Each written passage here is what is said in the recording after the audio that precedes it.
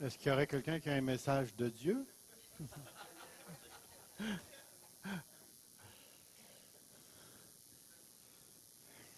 Le Seigneur est merveilleux.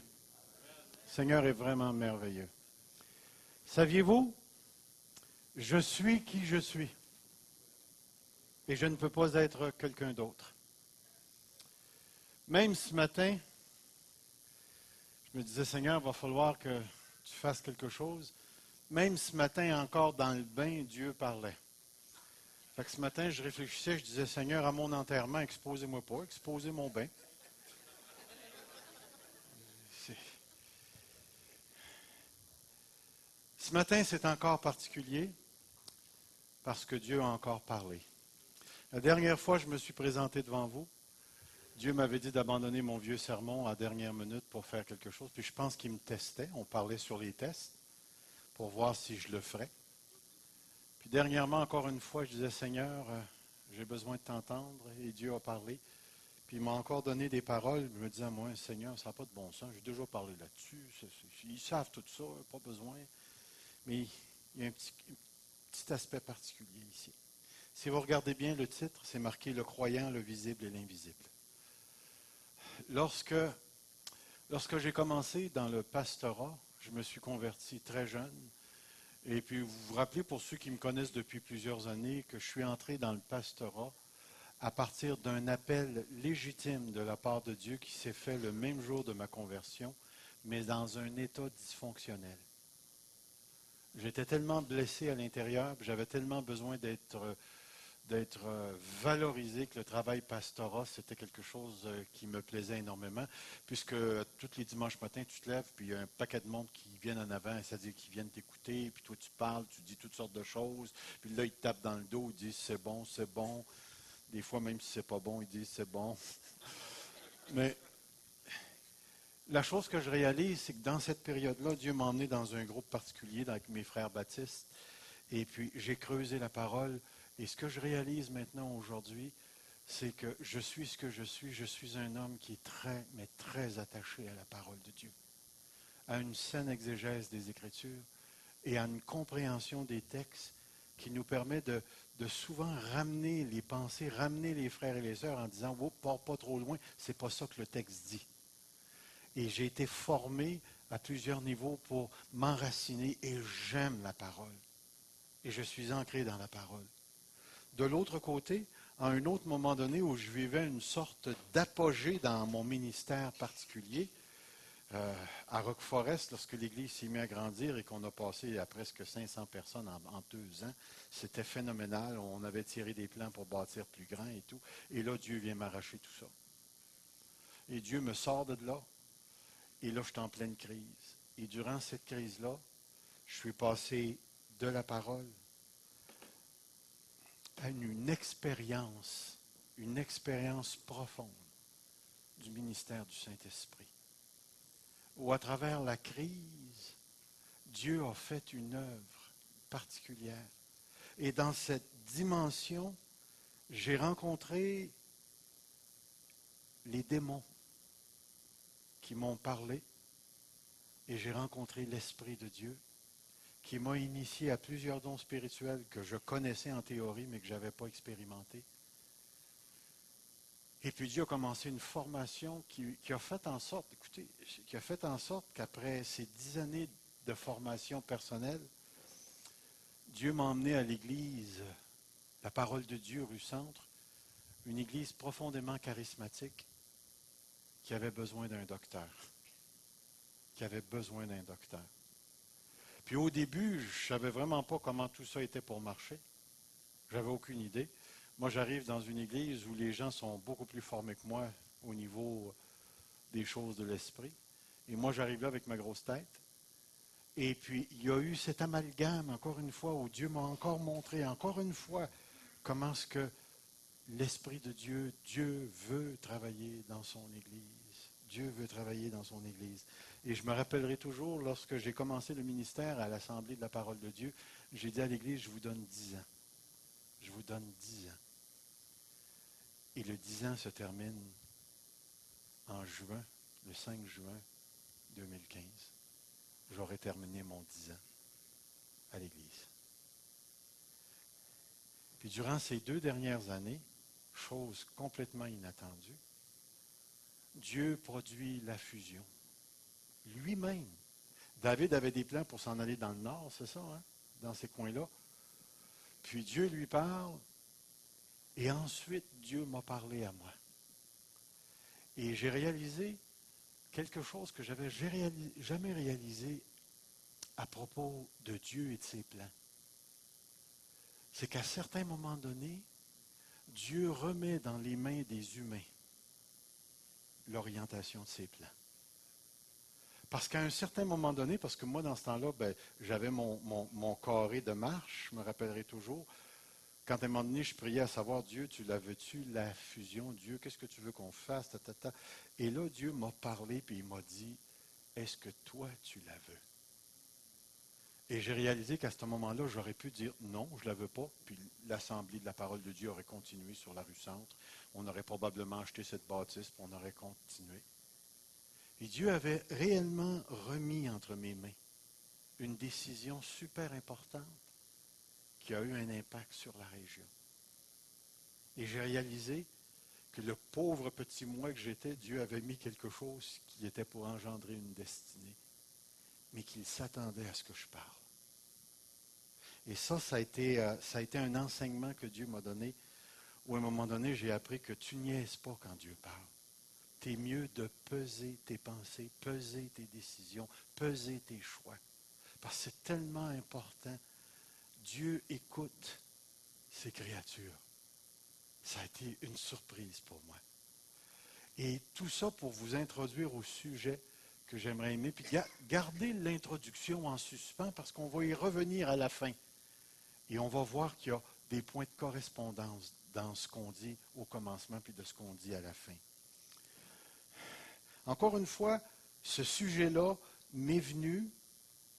On était en voiture, puis j'ai commencé à raconter quelque chose à Evelyne. Puis j'ai dit, Evelyne, qu'est-ce que tu penses de ça? Puis elle a dit, OK. Fait qu'elle m'a donné la permission de prêcher ça. Alors, voici ce qu'Evelyne pense.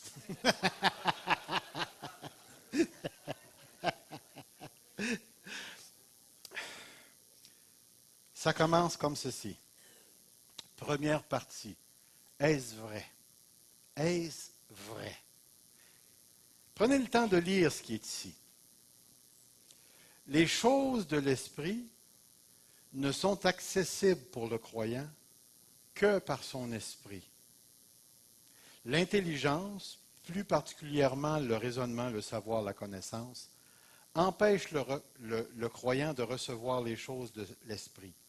Il est donc préférable d'en savoir moins et d'être ouvert à l'esprit que d'en savoir trop et d'être fermé à l'esprit. La question que je pose, c'est est-ce vrai? Et moi, je réponds non. C'est pas vrai. Et ce que je vais faire pendant quelques instants, c'est que je vais décortiquer un peu cette phrase-là. Que voulons-nous dire par les choses de l'esprit? Après avoir jasé avec plusieurs, puis après avoir été confronté sur plusieurs aspects, pour plusieurs, les choses de l'esprit, ce sont ces manifestations qui n'impliquent pas l'intelligence, qui sont au-delà de l'intelligence. Pour plusieurs, c'est une définition qui m'a été donnée que les choses de l'esprit sont au-delà de l'intelligence et ne sont pas accessibles par l'intelligence. Et naturellement, comme personne formée dans les Écritures, qui travaille plus avec son intelligence, naturellement, je me sens frotter un petit peu sur le bord des oreilles quand j'entends des choses comme celle-là. Et puis, je me suis posé cette question-là. Que voulons-nous dire par les choses de l'esprit? Pour plusieurs, ce sont les intuitions, les miracles, les guérisons, les révélations, les prophéties, les paroles en langue, le discernement des esprits, les paroles de connaissance, de sagesse. Mais est-ce que les choses de l'esprit ne sont que ça? Ne sont que ça. Regardez ici ce texte. Dans 1 Corinthiens 12, 28, il est écrit « Et Dieu a établi dans l'Église premièrement des apôtres, deuxièmement des prophètes, troisièmement des docteurs. » Puis regardez ce qu'il dit, parce que dans le grec, ça ressort, ça. Il y a le don des miracles. Êtes-vous d'accord que les miracles, c'est donné par l'Esprit? Puis il y a le don de guérir. Le don de secourir. C'est quoi ce don-là? On n'entend jamais parler. Secourir. Puis c'est un don de l'esprit. Après ça, c'est le don de gouverner.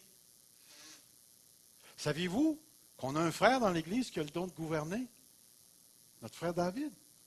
Si on regarde ce don-là, moi je l'ai observé depuis plus d'1 an et demi, là, puis notre frère a vraiment le don de gouverner.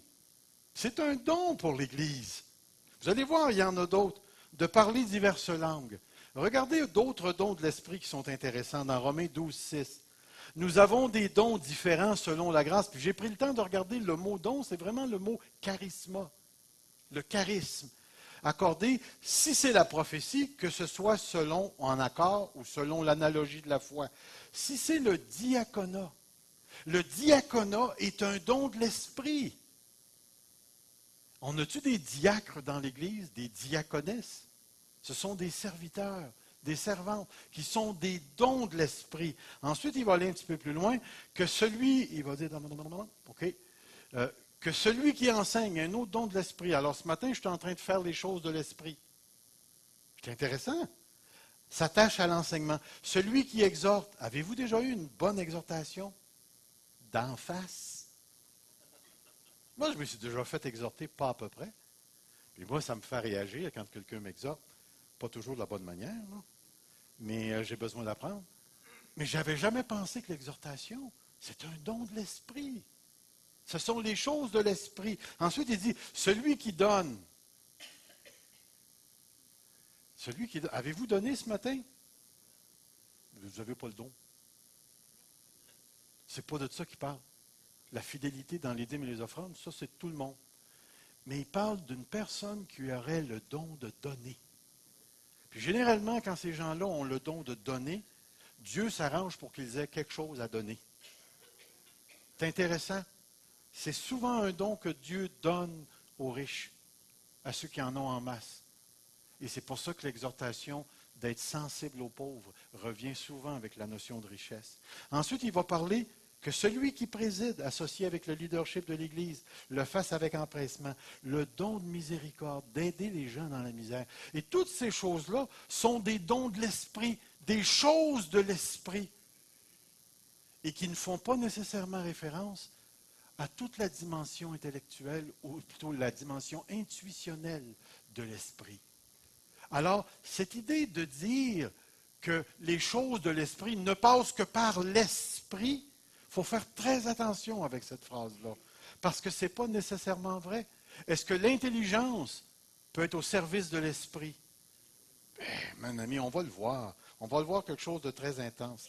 Il va dire, c'est pourquoi nous réfléchissons ce matin sur la possibilité spirituelle de réception des croyants qui affecte la qualité de leur relation avec Dieu et leur rôle dans le déroulement du plan de Dieu pour leur vie. Ce que je trouve intéressant, c'est dans 1 Corinthiens 12, 13, 14, vous savez que c'est une apologie sur l'exagération que les Corinthiens faisaient sur le don des langues. Et là, l'apôtre Paul commence avec une théologie des dons spirituels dans le chapitre 12. Dans le chapitre 13, il vient braquer un super de bon chapitre sur l'amour qui veut tout simplement nous dire les dons spirituels qui ne fonctionnent pas par l'amour, ça ne vient pas de Dieu. Les seuls dons que Dieu approuve, ce sont ceux qui éventuellement agissent, fonctionnent à l'intérieur du cadre de l'amour. Et dans le chapitre 14, l'apôtre Paul va faire quelque chose de très intéressant où il va comparer le don des langues et le don de prophétie. Et il va dire quelque chose de semblable dans son argumentation. Il va dire, c'est pourquoi que celui qui parle en langue prie afin de pouvoir interpréter. Regardez ce qu'il va dire par la suite. Il va dire, car si je prie en langue, mon esprit est en prière, mais mon intelligence demeure stérile. Puis remarquez bien ici, ce n'est pas nécessairement ce que le texte dit que j'aimerais qu'on puisse remarquer, c'est ce que le texte ne dit pas, mais qui dit. Avez-vous remarqué ce que Paul est en train de faire? Paul est en train de déclarer qu'il y a réellement une dimension de l'être humain qui est capable de communiquer intuitivement avec l'esprit et que ça ne passe pas par l'intelligence. Et de l'autre côté, il est en train de dire qu'il y a une dimension de l'être humain où la primauté, c'est l'intelligence. Il est en train de dire que les chrétiens ont les deux. ont les deux, que je trouve super intéressant. Car il va dire un petit peu plus bas, il va dire au verset 15, que faire donc? Il va dire, faites les deux. Priez par l'esprit, puis priez par l'intelligence. Chantez par l'esprit, puis chantez par l'intelligence. On a besoin des deux. Mais ce qui est important à saisir, c'est qu'il y a quelque chose de ta personne qui est capable de communiquer avec Dieu d'une autre manière que le raisonnement. Puis il y a une manière de communier avec Dieu qui ne vient pas de cet aspect-là. Parce que regardez le mot esprit ici. Le mot esprit n'est pas une majuscule. De quel esprit pensez-vous qu'il parle? L'Esprit Saint ou l'Esprit de l'homme? L'Esprit humain. Donc, si tu es sauvé et que tu as un esprit, est-ce qu'il y en a ici qui n'ont pas d'esprit? On vous demanderait de sortir, s'il vous plaît. C'est impossible. Alors, on est en train de dire que tu es équipé pour recevoir de Dieu d'une manière surnaturelle, mais tu es aussi équipé d'une autre manière pour comprendre les choses de Dieu avec ta raison. Puis vous allez voir pourquoi ici. C'est tellement, tellement, tellement important. Regardez ce que l'apôtre Paul va dire dans un certain sens. Il va dire, je rends grâce à Dieu de ce que je parle en langue plus que vous tous. Moi, j'aimerais ça faire un concours de langue pour savoir celui qui parle le plus longtemps. Puis qui dit, Paul semblait dire, écoutez, là, vous autres les Corinthiens, vous êtes des amateurs comparés à moi.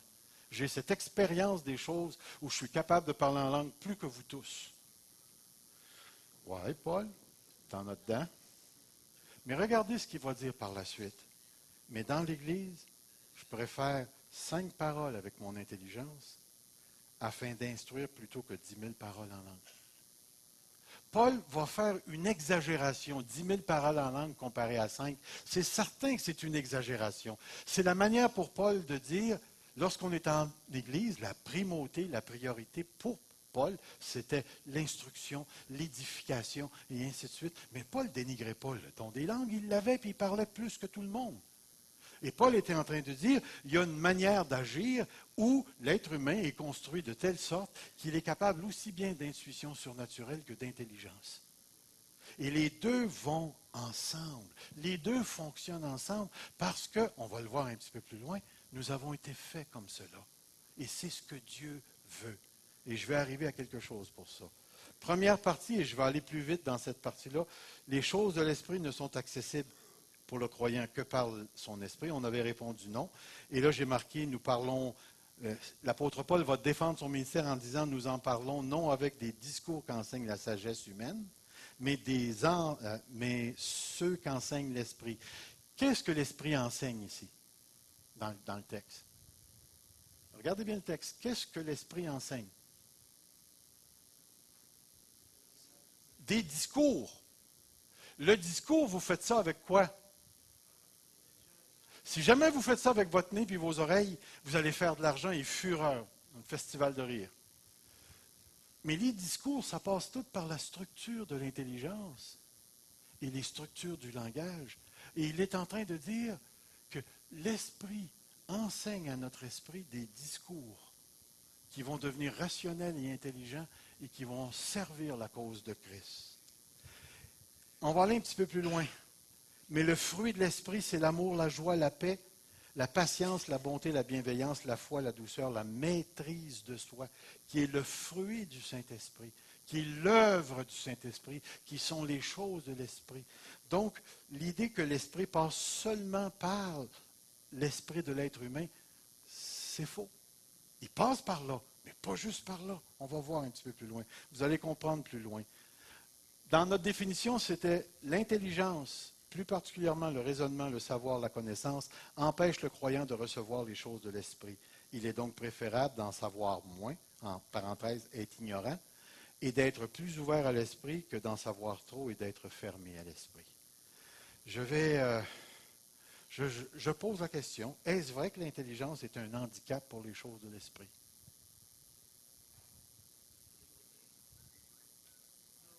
Y a-t-il quelqu'un qui veut se risquer? Regardez ce que j'ai marqué.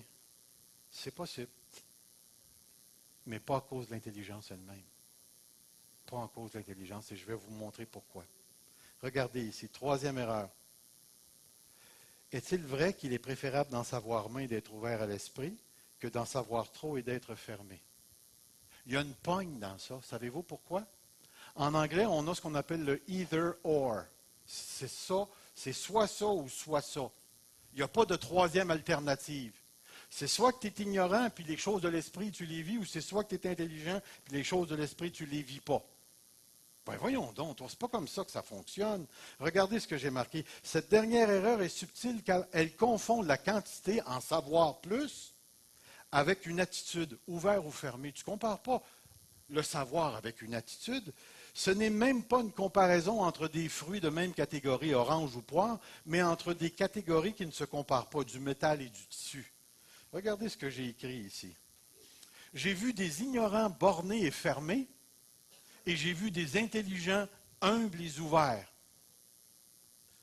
Et j'ai vu réellement des docteurs en théologie sur leurs genoux en train d'expérimenter l'esprit, et j'ai vu des ignorants se dire de l'esprit puis être rebelles comme ça ne se peut pas à la parole de Dieu. Et c'est pour ça que j'arrive à cette conclusion en disant, c'est pas le fait d'être intelligent ou pas pour expérimenter les choses de l'esprit. C'est toute cette attitude de cœur, de soumission, qui fait toute la différence dans la vie des croyants. Vous allez saisir pourquoi un petit peu plus.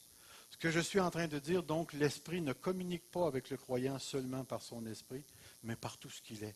Son corps, ses émotions, son intelligence, sa conscience, son esprit. Son esprit.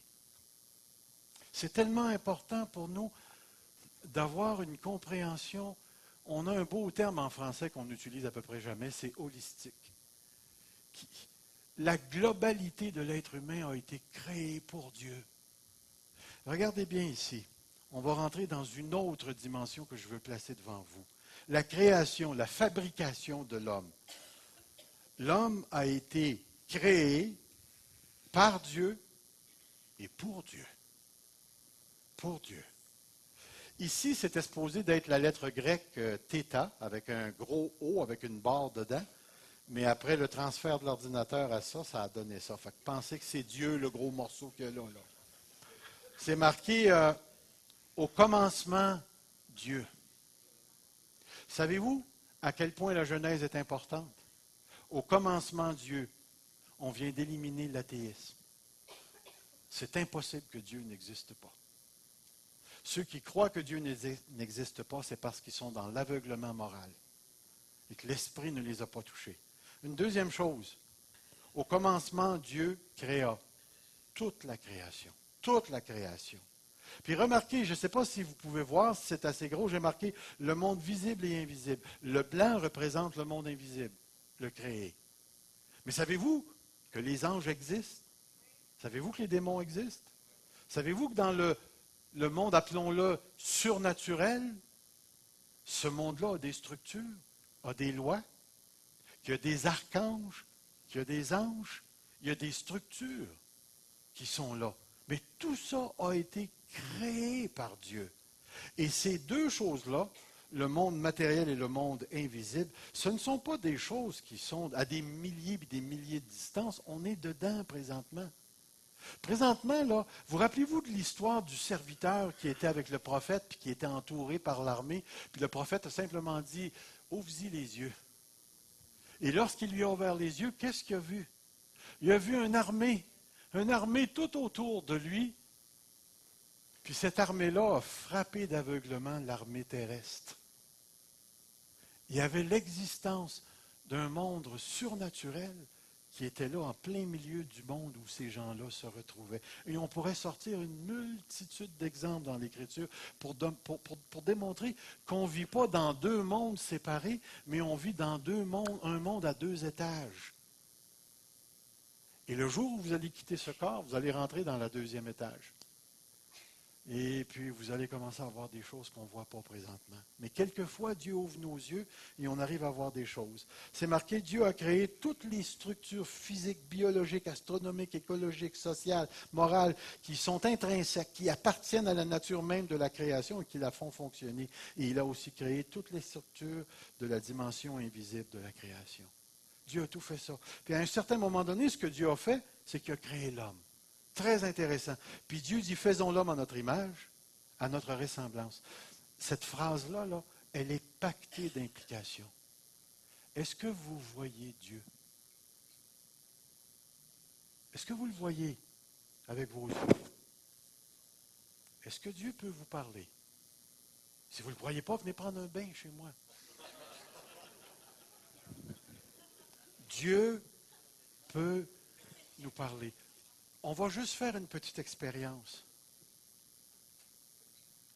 Combien d'entre nous, levez la main, combien d'entre nous ont déjà vécu l'expérience d'entendre Dieu leur parler? Et regardez en arrière. Regardez le nombre de personnes qui ont déjà entendu Dieu leur dire des choses. C'est merveilleux. Puis pourtant, vous ne le voyez pas. L'avez-vous entendu avec vos oreilles? Il y en a qui l'ont entendu avec leurs oreilles, hein? Est-ce qu'il y en a qui l'ont entendu avec les oreilles du cœur? Définitivement. Pensez-vous qu'on est capable de mettre Dieu dans une structure, puis lui dire, ben Seigneur, tu vas parler juste dans ce cadre-là? Mes amis, si vous pensez ça, vous ne connaissez pas Dieu. Il est ben trop large pour entrer dans la petite boîte humaine qu'on veut lui imposer. Mais Dieu s'approche de nous d'une manière extraordinaire et très, très, très surprenante. Il s'approche autant à travers des événements qu'à des moments donnés, il va venir directement parler à notre cœur, notre esprit, notre âme. Il va parler même à notre corps, des fois, à travers notre corps. C'est particulier, fréquenter Dieu. Et c'est pourquoi une Église qui s'enferme dans un monde tout à fait parlier, structuré de juste de doctrine ou quoi que ce soit, va avoir la vérité, définitivement la parole est la vérité. Mais pensez-vous qu'on a résumé Dieu à la Bible? Que toute la Bible est Dieu? Dieu est bien plus grand que la Bible. Ce qu'on a dans la Bible, c'est de Dieu. Mais Dieu est bien plus grand que ça. Écoutez, si les cieux des cieux ne peuvent le contenir, comme nous dit Salomon, ce n'est pas un petit livre en 8 à 11 là, qui va le contenir, même s'il est bien épais. Dieu est toujours plus grand que ce qu'on en comprend. Dieu est toujours plus grand de ce qu'on en connaît. Et Dieu est très, très, très surprenant. Mais il a fait l'homme. Regardez ce qu'il dit. Faisons l'homme à notre image, qu'il domine sur les poissons de la mer, les oiseaux du ciel, sur le bétail, sur toute la terre, sur tous les reptiles qui rampent par terre. Et au verset 27, il va faire quelque chose de très, très, très impressionnant. Et Dieu créa l'homme à son image. Il créa à l'image de Dieu. Il créa l'homme à la femme. Imaginez-vous créer l'homme et la femme. Mesdames, vous êtes en plein dedans, vous autres aussi. Vous êtes l'image de Dieu. Dieu n'a pas fait d'exception. Nous sommes l'image de Dieu. C'est tellement, mais tellement important. Mais remarquez bien ce qui va se passer dans la prochaine diapo. Regardez. Nous sommes la seule créature que Dieu a établie entre le ciel et la terre, entre le visible et l'invisible.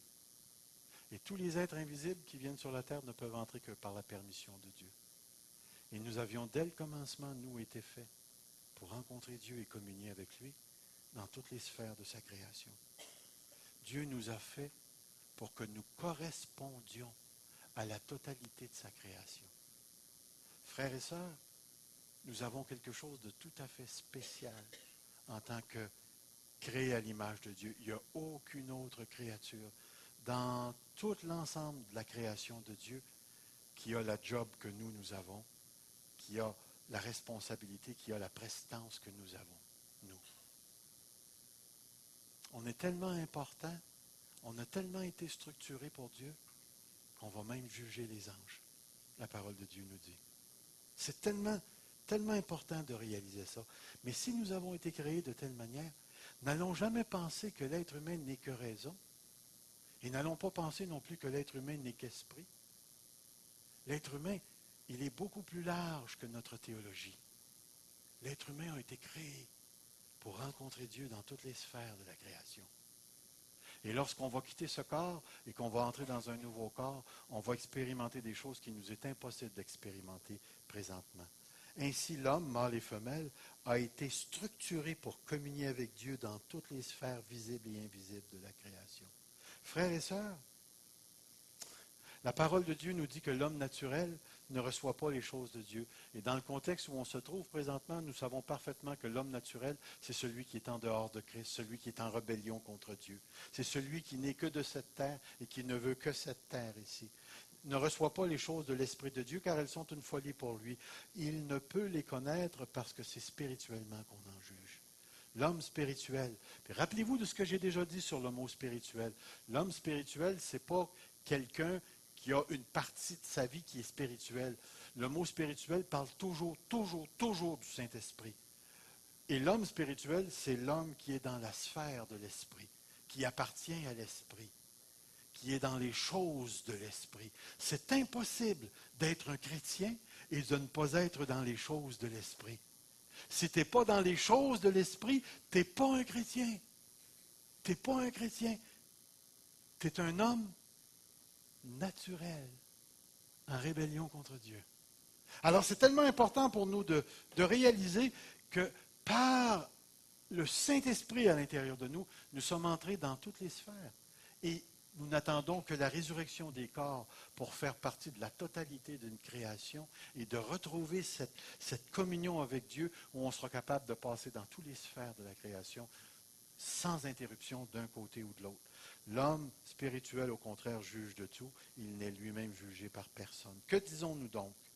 Les chrétiens, nous les chrétiens, nous avons été premièrement créés pour participer à toutes les sphères de la création.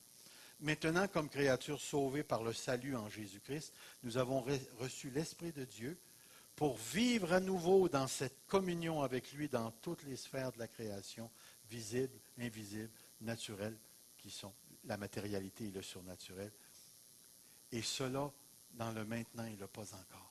On est maintenant dans ça, mais on n'est pas encore dans la plénitude de tout ce que Dieu nous réserve. Mais nous avons été créés. J'ai pris le temps, je réfléchissais là-dessus, puis je me disais, Seigneur, c'est des choses que tout le monde connaît, ça. C'est des choses que tout le monde connaît. Savais-tu que tu es capable de communier avec Dieu et que celui qui n'est pas sauvé n'est pas capable de communiquer avec Dieu? Pourquoi es-tu capable de communier avec Dieu? C'est parce que tout ton être a été régénéré, a été transféré des ténèbres à la lumière, de la mort à la vie, de la chair à l'esprit.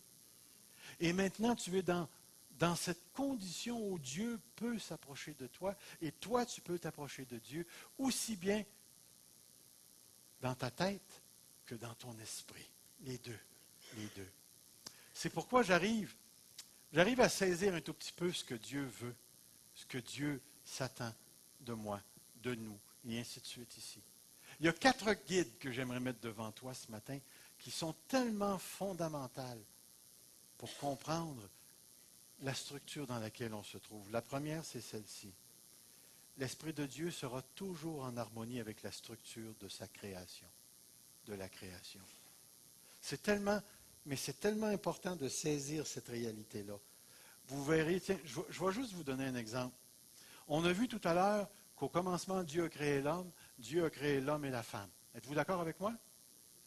Puis il a dit à l'homme, tu quitteras ton père et ta mère, tu t'attacheras à ta femme, et les deux deviendront une seule chair. Est-ce que l'Esprit, sachant cela, peut approuver l'homosexualité? Pensez-y bien, ça découle directement de ça. Il les a créés comment? Homme, femme. Automatiquement, l'homosexualité est éliminée. S'attachera à sa femme, deviendra une seule chair. Automatiquement, l'adultère, la polygamie, un homme, plusieurs femmes, l'androgamie, ainsi de suite. Tout ça est éliminé dans la pensée de Dieu. L'esprit va toujours être en harmonie avec les structures de la création visible et invisible. Visible et invisible. Toujours. Deuxième principe, l'Esprit de Dieu sera toujours en harmonie avec la révélation de Dieu par la création, la personne de Christ ou les Écritures. L'Esprit de Dieu ne sortira jamais de ce cadre-là, puisque Dieu le Père, Fils, Esprit ont fait ce cadre-là. Une autre chose, Les choses de l'Esprit de Dieu auront toujours pour but une œuvre de sainteté. Peu m'importe qu'une personne me dise, Dieu parle par moi, puis je me rappellerai toujours de cette expérience que j'ai déjà partagée d'une sœur dans le Seigneur qui se disait avoir les dons de prophétie, puis ainsi de suite. Puis à un moment donné, elle est arrivée, puis elle me lâchait ça tout bonnement comme ça. Moi, les pasteurs, là, jamais je me soumettrai à ça. Ben, écoute, je ne vais pas partir une chicane, j'étais plus pasteur dans le temps. Mais aujourd'hui, je lui dirais, si c'est ça ce que tu cherches, tu es en dehors de la volonté de Dieu. C'est clair dans les Écritures que Dieu a donné des docteurs et pasteurs à l'Église. Puis qu'il dit d'obéir à vos dirigeants. Puis là, si toi tu me dis, parce que moi je suis en harmonie avec Dieu, puis j'ai des prophéties, je me soumettrai plus jamais au leadership d'un pasteur, mais je vais te dire, continue, tu ne fais certainement pas l'œuvre de Dieu. C'est l'autre D que tu fais. L'œuvre du... Parce que tu vas faire de la chicane partout où tu vas passer. Partout où tu vas passer. Une personne qui s'en vient me voir et qui me dit, ça fait assez longtemps que je suis marié, je suis en amour avec une autre, là, puis Dieu est pour l'amour. OK, montre-moi ça dans la Bible. Ben écoute, c'est écrit, c'est marqué Dieu est amour. Eh mon ami, qu'est-ce que tu fais de l'autre texte qui dit que le lit conjugal soit exempt de toute souillure? L'Esprit ne peut pas contredire. Et l'Esprit va toujours produire une œuvre de sainteté chez les gens qui lui appartiennent. Il n'y a pas de contradiction avec l'Esprit. C'est pour ça qu'une personne ne peut pas arriver et dire dans son esprit puis au niveau de la parole de Dieu, qu'on va souvent étudier avec l'intelligence que l'Esprit nous donne, il ne peut pas y avoir de contradiction entre les deux. Il nous faut les deux. C'est de cette manière-là qu'on arrive à faire l'œuvre de Dieu et à rester dans le cadre que Dieu nous a donné. C'est tellement important. Dernière chose, les choses de l'Esprit auront toujours pour but l'édification.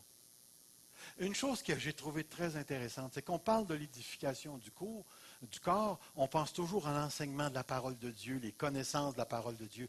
Mais dans l'édification du corps de Dieu, il y a tous les dons spirituels. On a autant besoin des dons de miracles, de guérison, pour édifier le corps, qu'on a besoin des paroles de connaissance, on a besoin des enseignants, des pasteurs docteurs, on a besoin du don de miséricorde, on a besoin du don de prophétie. L'édification du corps passe pas simplement par des dons, appelons-les, de type plus charismatique. Tous les dons sont des charismatas. On en a besoin. L'édification du corps de Christ prend son ampleur dans tous les aspects de la vie de Christ. Combien de fois il y a une sœur ou un frère qui est arrivé aux côtés de moi, puis tout ce qu'ils ont eu à dire, c'est l'Esprit me montre que, et mon ami, ça a eu tout son effet dans ma vie. Puis à d'autres moments donnés, j'ai dû m'asseoir avec des frères puis les édifier en leur disant, ce que tu penses, tu es aux côtés de la traque. Il faut que tu reviennes à la parole. C'est ça que la parole de Dieu enseigne. Il y a eu un moment donné où j'ai dû édifier le corps de Christ en mettant un dehors. Est-ce qu'on peut laisser les gens qui choisissent volontairement de vivre dans le péché dans l'Église? Vous rappelez-vous de ce que la parole de Dieu dit? Un petit peu de levain fait lever flouk. À des moments donnés, la parole de Dieu dit, si ton frère a péché, va et reprends-le entre toi et lui seul. S'il ne t'écoute pas, emmène un ou deux témoins. S'il n'écoute pas les témoins, dis-le à l'Église. S'il n'écoute pas l'Église, dehors. Considère-le comme un païen, comme un publicain. Tu n'as pas le choix. Sinon, la corruption va s'installer dans la vie de l'Église. Et la défaveur, au lieu de la faveur divine, va tomber sur nous. Regardez, vous avez les 7 églises de l'Apocalypse. À un moment donné, il y a une église qui laissait la prophète Jézabel dire tout ce qu'elle voulait. Puis il y avait une pornographie, une inconduite sexuelle dans la vie de l'Église qui était flagrante. À un autre moment donné, c'était l'Église qui a fermé ses yeux sur ce que Dieu dit sur la richesse. L'Église de Laodicée, elle a perdu sa vision spirituelle. Il y a des moments donnés où on vient, c'est clair. Il y a d'autres moments donnés où on a besoin de prendre le frère ou la sœur entre nos bras et de pleurer avec eux autres. L'édification de l'Église se fait autant par la prophétie que l'enseignement, que le don de miséricorde, et ainsi de suite. Quand on pense édification, l'Esprit veut édifier. Tous les dons sont là pour édifier le corps de Christ. Alors, si je regarde les 3 parties qu'on a vues ce matin, la première partie, c'est que nous avons été créés par Dieu pour être capables de communier dans toutes les sphères de Dieu. Et je vais vous dire pourquoi on a besoin de cela présentement. L'œuvre du Saint-Esprit est de telle nature qu'elle peut être reçue ou refusée. L'œuvre du Saint-Esprit est de telle nature qu'elle peut être reçue ou refusée. Pensez bien à ce que je vais dire maintenant. Pensez bien à ce que je vais dire. Dans la lettre aux Thessaloniciens, c'est marqué « N'éteignez pas l'Esprit ». Nous avons donc le pouvoir d'éteindre l'Esprit de Dieu. Et c'est marqué tout de suite, ne méprisez pas les prophéties, mais examinez et retenez tout ce qui est bon, abstenez-vous de toute forme de mal. N'éteignez pas l'Esprit, ça a rapport dans le contexte avec le mépris de la prophétie. Le jour où on méprise la prophétie, on vient de fermer la bouche de l'Esprit. Et à ce moment-là, on a un gros problème parce que l'apôtre Paul, dans 1 Corinthiens 14, accorde beaucoup d'autorité à ce don-là en particulier. Mais ce qui est important de saisir ici, dans le texte que nous avons devant nous, c'est cette possibilité que nous avons de dire oui ou de dire non à l'Esprit de Dieu. Pourquoi est-ce que je vous dis ça et pourquoi je mets l'emphase sur la dimension où nous, les êtres humains, nous sommes capables de communier avec Dieu, nous, les enfants de Dieu, communiquer avec Dieu?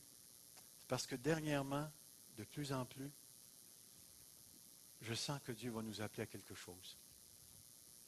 Dieu va nous appeler à quelque chose de tout à fait particulier. La fusion de nos églises n'étant qu'un commencement, nous serons appelés dans une prochaine étape à dire oui ou non à une œuvre particulière de l'Esprit qui nous sera offerte par l'intention divine. Je ramène ce que j'avais dit au commencement. Je suis ce que je suis. Ça fait maintenant 39 ans que je suis dans la foi. 39 ans que je suis dans la foi. Durant cette période-là, Dieu m'a permis de baigner profondément dans l'intelligence et Dieu m'a initié à un travail de l'esprit qui ne peut pas venir de l'intelligence. Et curieusement parlant, en m'équipant pour l'un et pour l'autre, Dieu m'a comme initié à une sorte, comment je dirais ça, à une sorte de porte. Savez-vous ce que ça prend pour ouvrir une porte? Ça prend des pentures. Enlevez les pentures, puis that's it, le ministère de la porte est fini. J'ai l'impression que Dieu a fait de moi une penture. Poignée après la porte, poignée après le salage, ou la chose de la porte, puis là, à un moment donné, la porte peut ouvrir ou fermer, dépendamment. Parce que Dieu m'a montré la possibilité des deux et la nécessité des deux. Et je crois fermement. Et là, je vais vous conter quelque chose d'un peu plus personnel. Il y a à peu près 1 an, Dieu m'a demandé quelque chose que je n'ai pas fait. Désolé. Des fois, je suis entêté. Puis parce que je ne l'ai pas fait, comprenez bien ce que je vais dire, parce que ça pourrait vous arriver. Mon cœur a arrêté progressivement de prier. Progressivement de prier. Progressivement de prier. Puis c'était rendu à un point où dans ma tête, j'essayais de prier, puis ça partait, ça s'en allait ailleurs. J'avais énormément de misère à prier. Il y a quelques semaines, devinez où j'étais. Dans mon bain.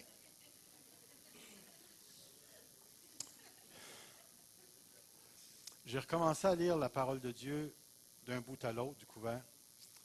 Puis ce matin-là, je suis arrivé sur le fameux texte. Vous rappelez-vous le texte lorsque Dieu donne l'ordre à Saül, le roi d'Israël, d'aller faucher les Amalécites, puis il désobéit en gardant les bonnes brebis puis en laissant le roi en vie. Et là, le prophète Samuel s'en vient, puis il va lui dire, qu'est-ce que j'entends là, ces bêlements de brebis-là? Et là, on a tout le raisonnement qui nous est donné du roi Saül, à quel point il a eu peur du peuple, puis il cherchait sa gloire personnelle, puis il a même tout justifié ça d'une manière spirituelle en disant, on a gardé les plus belles brebis pour faire des sacrifices à Dieu. Il doit-tu être content, Dieu? Puis un petit peu plus bas, il va avoir le fameux texte, l'obéissance vaut mieux que tous les sacrifices. Et quand j'ai lu ce texte-là, je ne vous mens pas, hein, l'eau du bain est devenue froide. Et là, j'ai dit à Dieu, Dieu, c'était clair ce que Dieu voulait dire. Ce que je t'ai dit, je le veux. Et j'ai recommencé.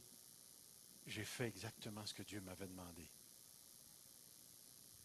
Et depuis ce temps-là, il se passe quelque chose qui est nouveau pour moi. Ça a recommencé à prier en dedans. Ça faisait 1 an que je ne priais plus pour le rideau. Vous vous rappelez de la fameuse vision que Dieu a donnée? Où le rideau se tasse, le plancher monte, puis il y a des milliers et milliers de personnes. Je sais que c'est la 3e étape. Les 2 premières sont passées. L'Église, fusion, c'est la 2e étape. Il y a une 3e étape qui s'en vient, qui va être beaucoup plus grande que tout ce que j'ai connu dans ma vie à venir jusqu'ici. Et j'avais commencé à dire à Dieu, trouve-toi un autre bonhomme, trouve-toi d'autres serviteurs. Je ne suis plus le bon gars, mon corps est fatigué. J'ai eu la grippe 4 fois cette année. Je suis tanné, Seigneur. Je suis pogné avec le diabète, j'ai mal au foie. J'ai dit. Là, j'ai commencé à y défiler à partir de la tête tous les bobos que j'avais. Puis j'ai dit, hey, mon ami, j'étais à un hôpital à moi tout seul. Puis, je vous le dis, frères et sœurs, tout d'un coup, ça a sorti de mon cœur. Ça s'est mis à prier pour le rideau.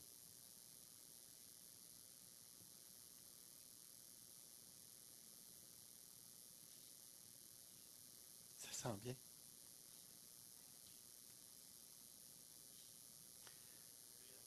Le 10 ans est fini. Ça ne veut pas dire que je quitte, là, moi, là. C'est pas ça que je suis en train de dire, là. Ce que je suis en train de dire, c'est que le 10 ans est fini. Et pour moi, ça veut dire quelque chose de nouveau.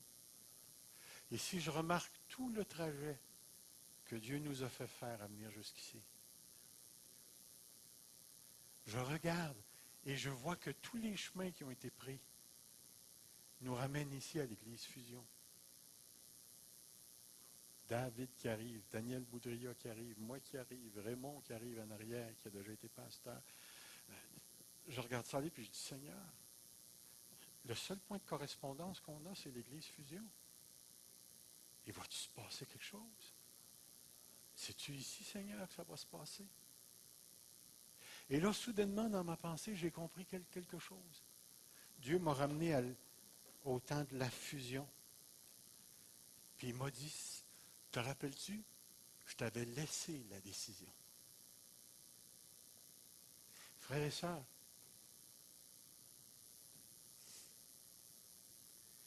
la décision va être à cette église ici. Il y a déjà des gens dans l'Assemblée à qui Dieu a commencé à parler de leur rébellion, de se redresser. Il y a des gens ici qui ont besoin de mettre leur vie conjugale en ordre.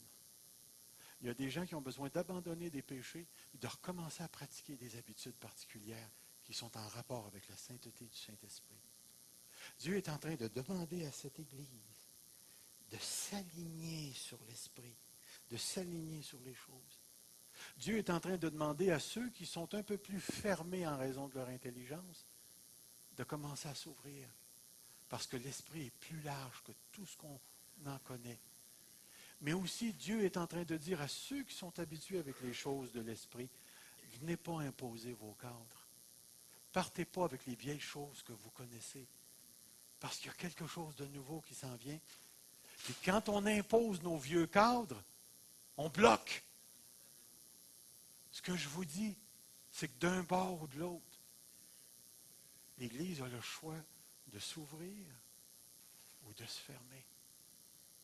Et le choix, on va l'avoir réellement. Réellement. Je vais rajouter une autre dimension. Vous savez, quand tu arrives à la fin, puis là, moi, quand j'ai vu que mon 10 ans était fini, ben, j'ai dit, Seigneur, l'Église est en bonne main, est en bonne forme. J'ai dit, tu dois avoir une Église en trouble à quelque part au Québec qui serait prêt à recevoir un homme d'expérience et ainsi de suite. Il n'y a rien qui s'est ouvert. Ça ne s'ouvre pas. Ça ne s'ouvre pas.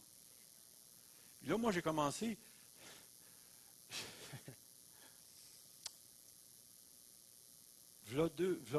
La deuxième année que je suis arrivé à Granby, j'avais commencé à faire des démarches pour aller dans une autre église. Je me rappellerai toujours, ce matin-là, je me suis levé, puis j'étais entre deux eaux, puis Dieu me dit, je te garde à Granby. Et pendant 1 an, j'ai essayé de me convaincre que Dieu ne m'avait pas parlé. J'ai tout fait pour que Dieu ne me parle pas. J'ai eu beau avec mon intelligence dire, c'est pas vrai, c'est pas vrai, c'est pas vrai, c'est pas vrai. Ça finissait toujours par, c'est vrai, c'est vrai, c'est vrai. Aujourd'hui, je commence à voir clair. C'est pas pour rien que l'Église Fusion existe. Frères et sœurs, on est réellement appelés à prendre une décision. Et dans le temps qui nous reste avant que ce choix-là nous soit fait, je sais que ça s'en vient. Je ne peux pas vous dire, demandez-moi pas de vous donner les raisons. J'en ai pas. Tout ce que je fais, c'est le calcul de ce qui se passe présentement dans ma vie, dans la vie de ceux qui sont ici. Je sais que ça s'en vient.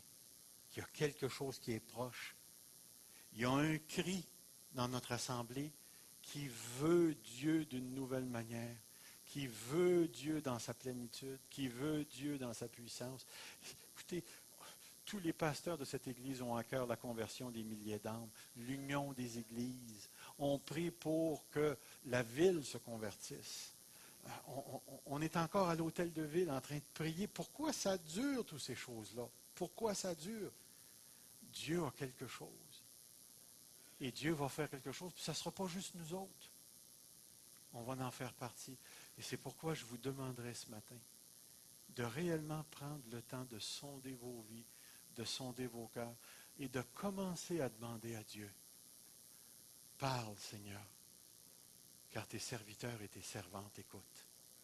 Parle, Seigneur, car tes serviteurs et tes servantes écoutent. Nous avons été créés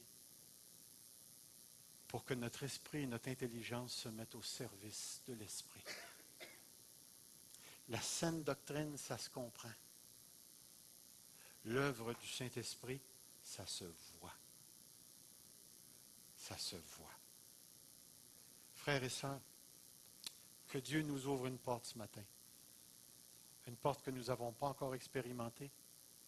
Et que lorsque l'inconnu se présentera, nous ayons des cœurs purs pour mettre le pied là où Dieu veut qu'on marche. Prions Dieu ce matin. Seigneur notre Dieu, nous courbons nos cœurs devant toi. Je te prie premièrement pour le leadership de cette Église. Donne-nous à nous les leaders des cœurs ouverts, des cœurs sensibles. Donne-nous des cœurs qui sont prêts à aller dans la direction de l'Esprit. Là où la volonté de Dieu se manifestera, Seigneur. Donne-nous des cœurs qui sont émotionnels. Parce que l'émotion, c'est aussi une voix par laquelle tu parles. Donne-nous aussi l'intelligence. Parce que la parole de prophétie doit être expliquée, doit être donnée en parole. Elle doit passer par l'intelligence. Augmente-nous les dons de soutien, Seigneur. Dons de miséricorde, de donner, de présider, de leader, Seigneur, de gouverner. Augmente-nous ces dons afin que nous soyons capables de diriger l'Église dans la voie qu'elle doit suivre. Mais je te demande aussi de nous ouvrir l'esprit, Seigneur, pour que nous soyons capables de cette communion qui permettra la démonstration de l'esprit avec puissance. Pour que nous soyons capables de recevoir le miracle, la guérison, que nous soyons capables d'écouter l'esprit et d'évangéliser avec puissance et démonstration. Ouvre nos cœurs, Seigneur, pour une Église qui a besoin d'entendre ta voix, aussi bien à travers la parole prêchée que la prophétie annoncée. Viens faire une œuvre qui est complètement de l'esprit dans l'Église Fusion. Et c'est pourquoi ce matin, Seigneur, avec mes frères et mes sœurs, à l'intérieur de moi, Seigneur, je courbe ma volonté. Et je te dis, Seigneur, pour les quelques années qui me restent à vivre, les quelques années qui restent à vivre à cette Église, je te le demande, Seigneur, tasse le rideau. Ça me fait terriblement peur, Seigneur. Ben, je ne sais vraiment pas ce qui va se passer, mais je sais que ce qui va se passer, ça va être tellement puissant pour le Québec, la francophonie. Tasse le rideau, Seigneur. Je te le demande. Tasse le rideau, Seigneur. Fais ton œuvre. Je le répète, ce que tu as dit, Seigneur, le Québec est dans la mort. Lève-toi, ô homme de Dieu. Tasse le rideau, Seigneur. Tasse le rideau. Ouvre nos cœurs pour nos églises sœurs. Donne à cette Église de donner à l'extérieur, de se dépouiller même pour enrichir les autres. Donne-nous un cœur qui n'a pas peur de faire face à un monde qui est tellement viré à l'envers, qui s'établit des lois carrément péchées contre toi, Seigneur. Donne-nous de faire face à la persécution si jamais ça vient qu'à nous être imposé. Mais par-dessus toute autre chose, fais-nous voir Jésus comme jamais on l'a vu à venir jusqu'ici. Père, je ne sais plus quoi te dire. Tout ce que je te demande, c'est fais ce que tu veux. Dans le précieux nom de Jésus. Amen. Que le Seigneur vous bénisse.